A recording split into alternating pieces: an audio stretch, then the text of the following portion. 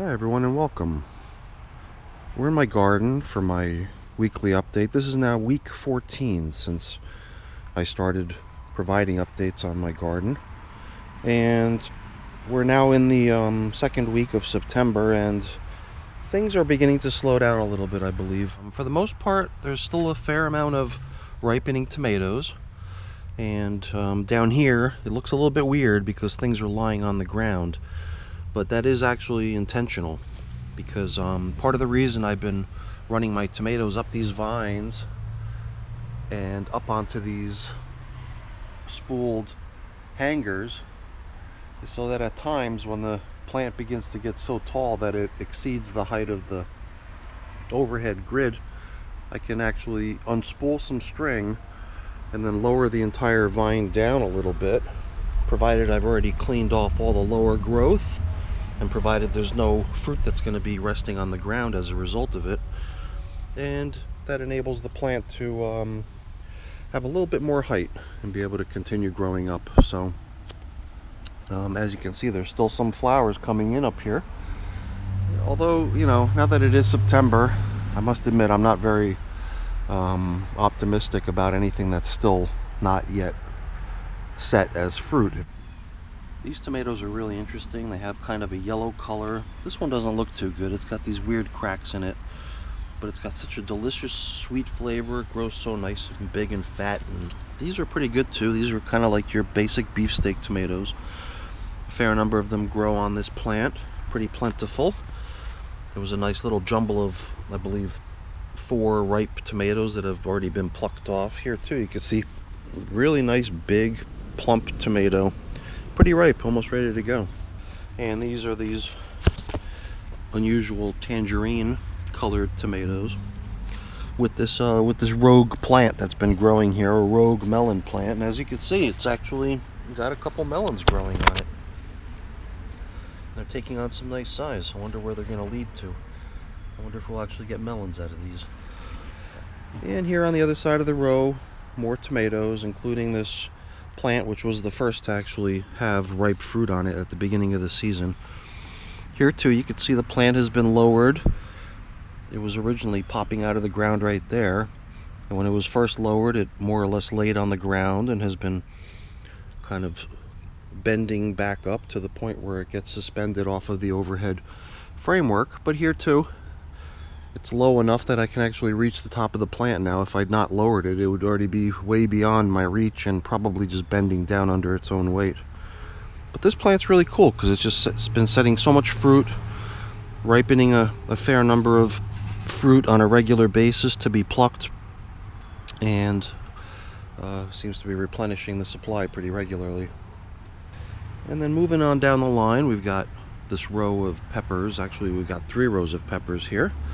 And they're almost all the same type except for these couple on the end over here. We've got the jalapeno, which has got a fair number of fruit on it. And I think when it starts to get these little kind of bark-like looking weird features to it, I think that's when you can tell it's ripe. And they're really thick and meaty, really crunchy. I love these peppers, they're awesome. And then over here, last week this still had another fruit on it over here, but it's been picked and eaten.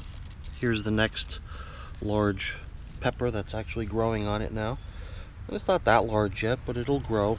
This thing was also super meaty, super thick, meaty wall, nice big size pepper on it.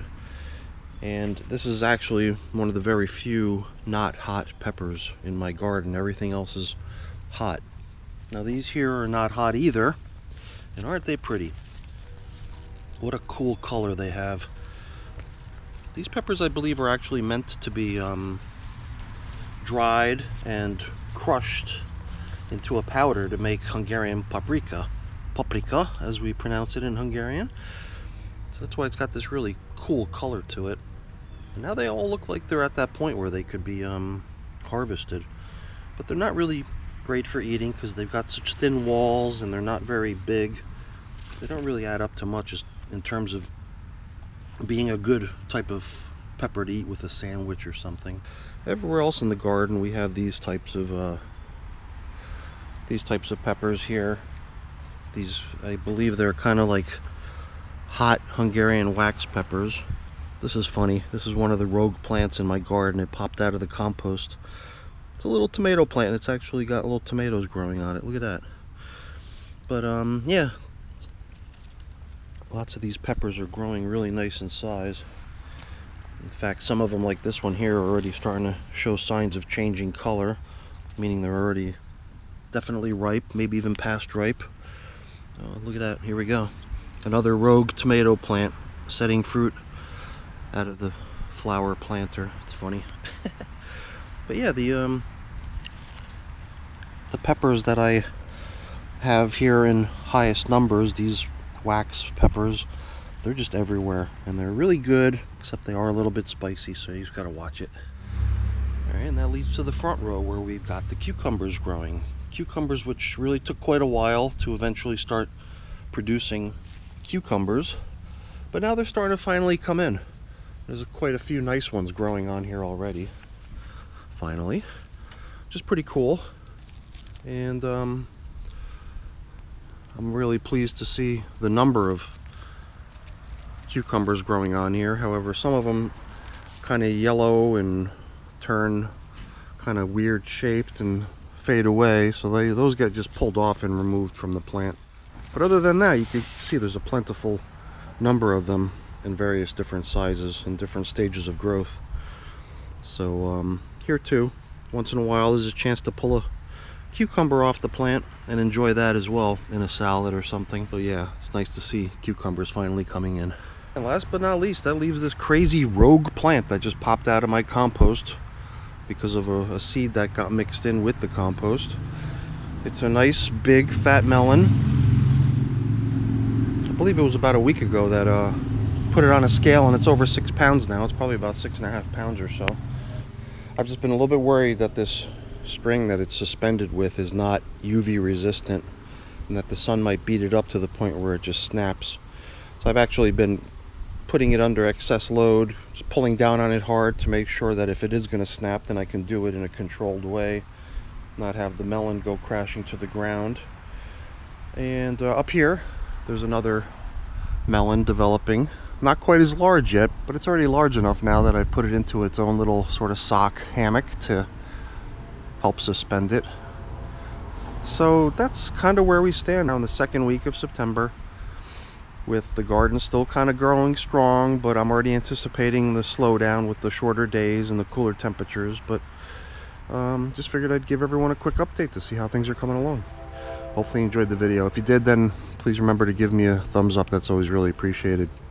And also consider becoming a subscriber to the channel. That's always appreciated as well. Alright everyone, have a great day. Thanks for watching.